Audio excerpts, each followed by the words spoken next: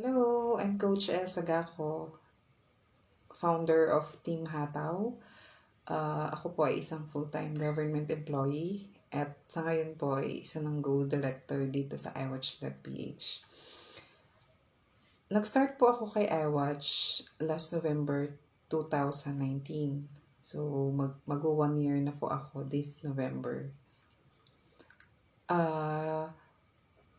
Nung nag-start ako kay iWatch, I never expected na mararating ko kung ano yung kinalalagyan ko ngayon sa iWatch. So, nung nag-start ako dito, ang goal ko lang noon is magkaroon ng extra income since hindi nga sapat yung sinusweldo ko monthly.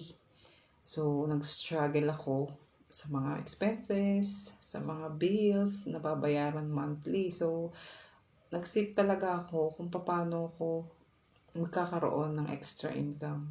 So, good thing, nakita ko talaga si iWatch.ph. And nung nakita ko yung post about it, hindi ako nag-hesitate na maglabas agad ng 2188. Actually, 188 pa pala nun. So, ginrab ko talaga agad siya kahit hindi ko pa alam kung papaano ba yung sistema dito. Basta feeling ko lang, naramdaman ko lang na may potential dito. So, nag-join agad ako. Si Coach Trisha yung upline ko. And nagpapasalamat ako sa kanya kasi siya yung nag-lead sa akin kung paano ko gagawin ng maayos si iWatch.ph.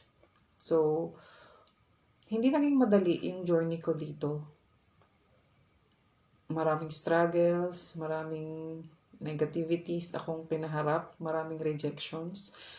Pero, nakayanan kong i-handle lahat ng yun kasi alam ko na may kapalit na maganda yung lahat ng yun once na malampasan ko. And nalampasan ko naman yun so far. So, hindi ko nga ina-expect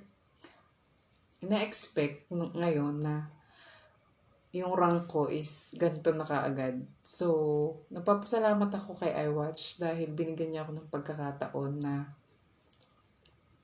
maranasan yung hindi naman totally financial freedom pero compare sa dati, sobrang malaki ang naitulong sa akin ng iWatch.ph. So, sobrang thank you sa upline ko kay Coach Trisha. Thank you so much. And I know malayo pa ang aking mararating dito. And sa ating mga executives, thank you so much po.